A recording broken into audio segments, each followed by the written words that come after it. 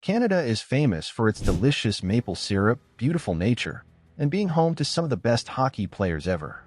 But how did this huge, amazing country come to be? In this video, we'll explore Canada's history from its early days, through the time when the French and British ruled, to when it became the independent country it is today. Let's discover how Canada became the country we know and love. Before European explorers ever set foot in Canada, the land was already home to numerous indigenous peoples who had lived in harmony with nature for thousands of years. From the Inuit in the Arctic to the Haida on the west coast and the First Nations in the interior, each group developed their own rich cultures, languages, and traditions. Their deep connections to the land would shape the very identity of Canada for centuries to come. As these communities thrived, a new chapter in Canada's history began. The first non-Indigenous people to arrive were the Vikings, who, around 1000 AD, established a settlement in Newfoundland. Though their stay was brief, it set the stage for the European exploration that would follow. This early contact would not only open the door for more explorers, but also change the trajectory of Canadian history forever. Fast forward to 1497, when Italian explorer Giovanni Caboto, John Cabot, arrived on Canada's shores, claiming the land for England. This marked the beginning of European exploration of North America. However, it was the French who would make the most significant impact on Canada's early development. In 1534, French explorer Jacques Cartier arrived, and through his voyages, he not only claimed the land for France but also began the first of many French settlements. Cartier's explorations gave rise to the establishment of New France, with the French founding cities like Quebec and Port Royal. Though these early settlements were challenged by harsh winters and disease, the French persevered, focusing on the fur trade. This economic powerhouse will become the foundation for future growth, setting the stage for intense rivalries between European powers in the centuries to come. As the fur trade flourished, so did the competition between the French and the British, each vying for control over the valuable beaver pelts that were in high demand in Europe. Indigenous groups like the Iroquois Confederacy became key players in this competition, allying with the British to assert control over trading routes, while the French worked with other indigenous communities to secure their share. This rivalry would eventually lead to full-scale wars, most notably the Seven Years' War, 1756 to 1763. By the end of the conflict, Britain had emerged victorious. The Treaty of Paris in 1763 saw France cede control of Canada to the British. This marked a crucial turning point in Canada's history.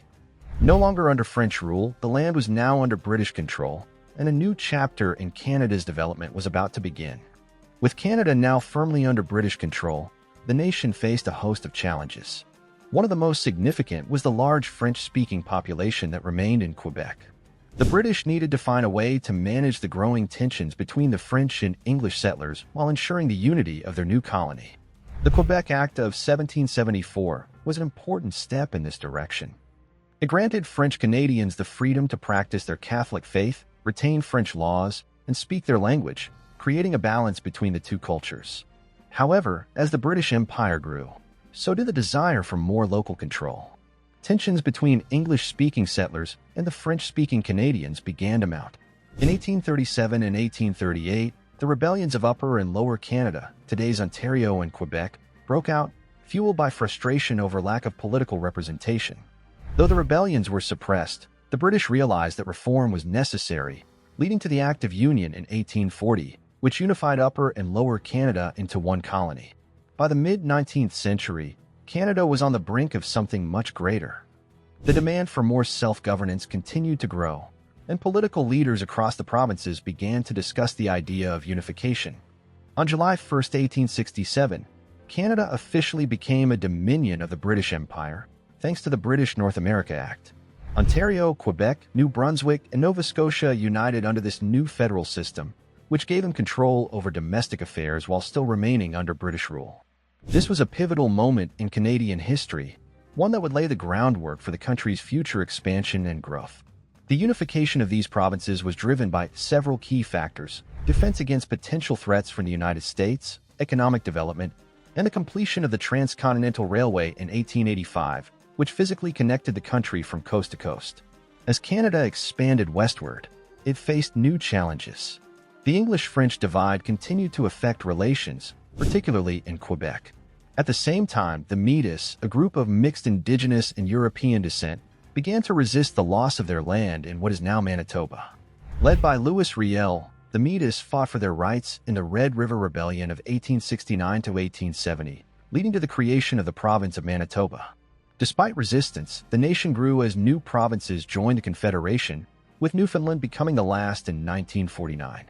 While these growing pains were difficult, they were essential in shaping Canada's identity.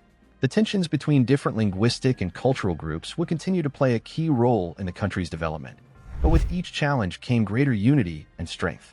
As Canada continued to grow, its political landscape evolved. Throughout the early 20th century, Canada's participation in both world wars helped solidify its position on the world stage. The experience of contributing to international conflicts fueled Canadian nationalism and the desire for greater autonomy. In 1931, the Statute of Westminster granted Canada full legislative control, but it was the passage of the Canada Act, also known as the Constitution Act, in 1982 that fully separated Canada from British influence, giving it the power to amend its own constitution without British approval. This final step in Canada's path to full independence marked a monumental shift. Although Canada had become more self-sufficient over time, this act formally ended the country's legal ties to Britain and paved the way for a truly independent nation. Today, Canada is one of the most peaceful and prosperous nations in the world, known for its strong economy, high quality of life, and commitment to multiculturalism. Its diverse culture, made up of English, French, Indigenous, and immigrant communities, makes it a vibrant place to live. Canada has also become a global leader in diplomacy, peacekeeping, and environmental sustainability. Prime Minister Justin Trudeau continues to focus on climate change, social justice, and economic growth, building on Canada's legacy of inclusion and fairness. Under his leadership, Canada has made strides in gender equality, Indigenous rights, and refugee protection. Regarding former U.S. President Donald Trump, he has expressed mixed views about Canada.